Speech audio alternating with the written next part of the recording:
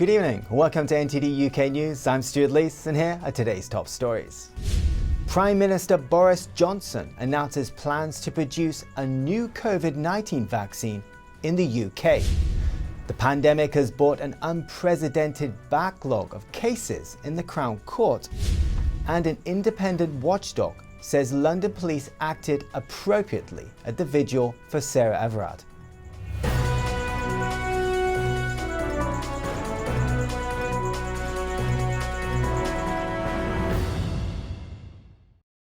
Prime Minister Boris Johnson announced plans to produce up to 60 million doses of a new COVID-19 vaccine here in the UK. It's part of the government's goal to ensure a secure vaccine supply. Business Secretary Kwasi Kwarteng told Sky News on Tuesday the UK will focus on vaccinating the whole of the adult population before it can provide any surplus shots to other countries. Kwarteng said, quote, "I think our focus has to be to try and keep Britain safe. We want to work cooperatively as well as with other countries, but the main priority is to get the vaccine rollout."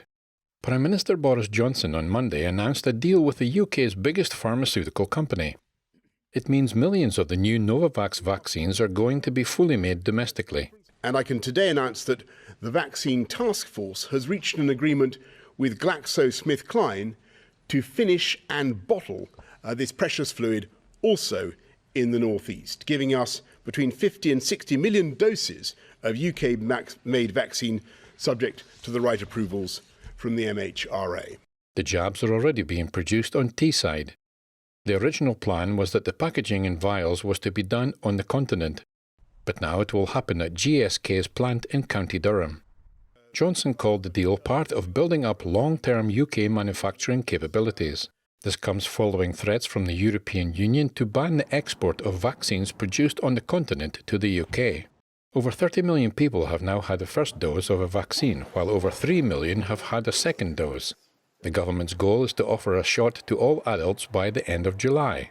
The Prime Minister also said on Monday he's hopeful England can continue the cautious and irreversible route out of restrictions, as long as the public continues to obey the rules.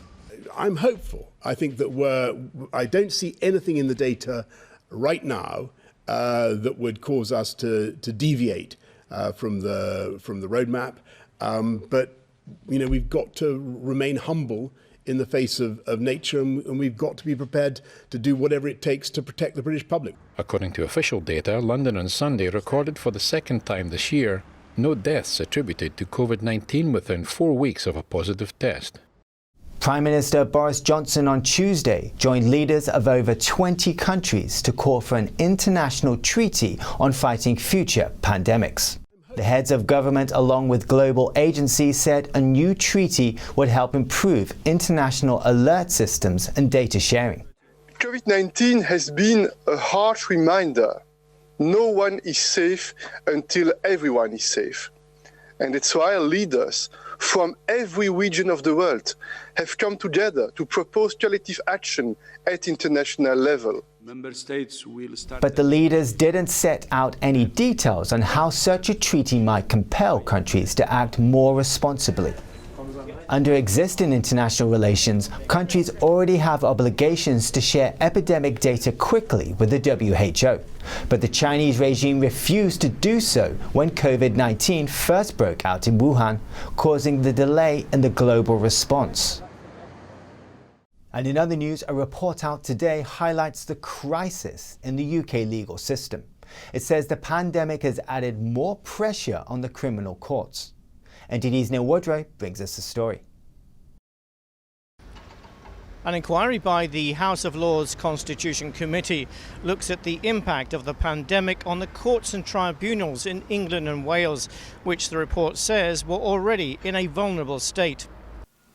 The report says the backlog of cases in the Crown Court has now reached crisis levels.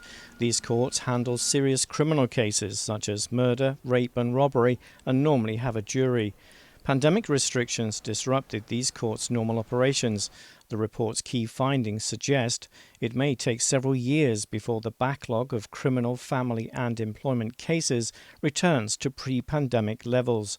At the start of the pandemic in March 2020, Her Majesty's Courts and Tribunal Services, or HMCTS, received an additional £150 million in government funding.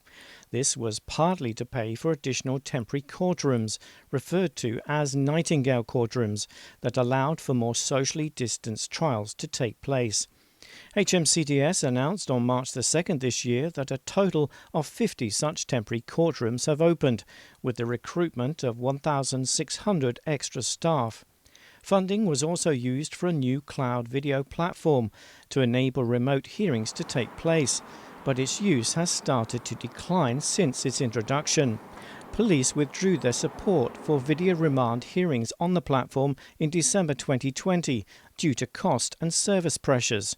The report states, "The pandemic has shown that remote court access has the potential to enhance access to justice, but there is a significant difference in the experiences of professional and lay court users."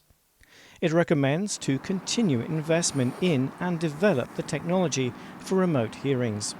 Before the pandemic, there was a backlog of 39,000 Crown Court cases. Since then, another 17,000 have been added, and justice has been delayed still further. Neil Woodrow, NTD News, Kingston, Surrey. After the easing of lockdown measures and with unseasonably warm weather, fitness enthusiasts headed outside today into the sunshine. NTD's L Rhodes met with one group gathered in West London's Turnham Green during their boxercise class. On Turnham Green, in the shadow of its Grade 2 listed church, people run their dogs, go for a walk, cycle, play with their children and enjoy the mini heatwave. Since Monday, lockdown easing means people can now meet in groups of up to 6 for outdoor exercising. It's just wonderful to be outside and exercise and meet a few friends, because so far it was just 2 people at a time, well, one me plus another one. So yeah, it was. We wanted to chat more than exercise because we were so excited to meet again. Yeah. And actually, we've been so lucky because the weather is gorgeous. So we have enjoyed our first day out in such a nice weather, doing exercise with friends. The class instructor said the good weather was a bonus, but people were keen to get outside and back to exercising anyway. Well, I think now that restrictions have been lifted, I think people will be going out a bit more and going a bit crazy because they've been kept inside for so long. The step towards normal life has certainly lifted spirits here in West London. And definitely now with the spring, it's spring outside, but it's spring also in the soul. And I really enjoy this day, and it's perfect that this first day is with the sun. This beautiful weather is expected to go on until Sunday, though it will cool. Earl Rhodes, NTD News. London police acted appropriately at a vigil in memory of Sarah Everard earlier this month, an independent watchdog said today. The vigil was held following Everard's murder on the 13th of March at Clapham Common, London. Metropolitan Police broke up the vigil after the crowd refused to disperse. An investigation found that police officers acted in a measured and proportionate way in challenging circumstances, and it called the media coverage of the incident a public relations disaster for the police. MPs who break the House of Commons rules could be banned from parliaments, bars and restaurants under proposals from Westminster's Standards Committee. Here's NTD's Jane Well with more. Bad behaviour could result in MPs being banned from Parliament's bars under new proposals from the Commons Committee on Standards. The plans are part of a review of sanctions for MPs who are found guilty of breaching the Members' Code of Conduct. A breach of the code can include misuse of office expenses or not declaring financial interests. Chair of the committee, Chris Bryant, said the proposals would give teeth to the sanction system. He called on the government to put these proposals to the House to agree at the earliest opportunity. Previous plans published last summer would have given the Commissioner the power to make MPs sign up to diversity training or behaviour agreements. This report no longer makes it a requirement, with the leader of the Commons saying that training is generally more effective when undertaken with consent and when it is not just viewed as punishment. It also proposes rights for an MP to issue public corrections if serious incorrect allegations against them are made public. Serious penalties, like suspension or expulsion from the House of Commons, will remain, but only the House can impose them. Jane Werrell, NTD News, London. US prosecutors on Monday expanded their criminal case against British socialite Galen Maxwell. The ex-girlfriend of the late convicted paedophile Jeffrey Epstein now faces new charges of sex trafficking. An amended indictment against Ghislaine Maxwell alleges she helped procure a fourth underage girl for the late financier Jeffrey Epstein to sexually abuse. The expanded case now covers alleged crimes stretching from 1994 to 2004 in New York and Florida. The British socialite is accused of paying the fourth girl hundreds of dollars for each sexual act with Epstein, who was later convicted for soliciting prostitution from a minor. The indictment says the girl was 14 when the grooming began. This adds 2 new charges to the 6-count indictment, which includes previous charges of perjury. Maxwell was Epstein's long-time associate and former girlfriend. Epstein killed himself at age 66 in a Manhattan jail cell in August 2019 while awaiting trial on sex trafficking charges. Maxwell said the US government targeted her only because Epstein killed himself and prosecutors wanted someone else to blame. She said she was covered by Epstein's own non-prosecution agreement with federal prosecutors in Florida. Maxwell is the daughter of media mogul Robert Maxwell. She is currently in jail in New York awaiting trial. The US has warned it will impose tariffs of up to 25% on UK exports. That's in retaliation for a new UK tax on US tech firms. NTD's Patrick Hayden brings us more. The US has warned it will impose tariffs on UK goods if the UK goes ahead and rolls out a digital service tax. US tariffs would cover ceramics, coats, industrial robots and refrigerators and are expected to raise about £236 million. The UK has proposed a 2% levy on tech companies' revenues, not profits, that are derived in the UK. It's for companies that earn more than £500 million per year and at least £25 million from UK users.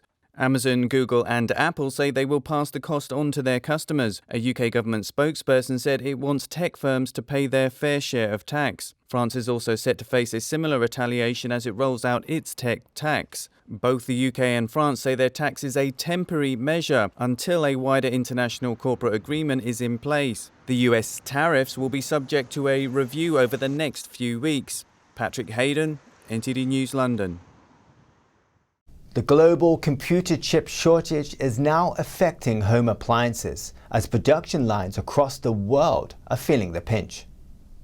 Fridges and microwave ovens could be the next victims of the global chip shortage. That's according to one of the world's largest appliance makers.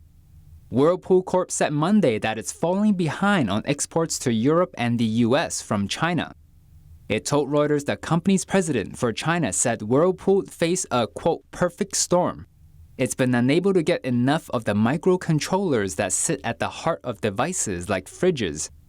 The shortage began to be a problem in December as lockdown consumers snapped up laptops and other gadgets. Chip makers have since prioritized clients like smartphone makers, who buy more expensive silicon. Car firms were the first victims, forced to wait in line for the relatively low-end chips they need. On Monday, Hyundai Motors said it would suspend output at one plant due to a lack of semiconductors. Last week, Honda and General Motors both had to extend existing production cuts. Now it seems appliances are next to suffer, and it's not just Whirlpool. One Chinese maker told Reuters Monday that it too had suffered delays due to the shortage. Another said the silicon drought had forced it to test alternative chips to see if they could replace its usual parts. As lockdown restrictions are easing and Easter is around the corner, people are spending big on all things Easter. Figures from consulting company Kantar show that UK shoppers have already spent £153 million on Easter eggs by 21st of March. That's almost 50% more than last year. Shoppers have also spent £37 million on hot cross buns. Kantar also found that over 60% of people surveyed are looking forward to socialising with friends again, and nearly a quarter of households are planning to have a barbecue if weather permits. Coming up, in the US, the trial for the former police officer accused of murdering George Floyd has started. That and more when we return.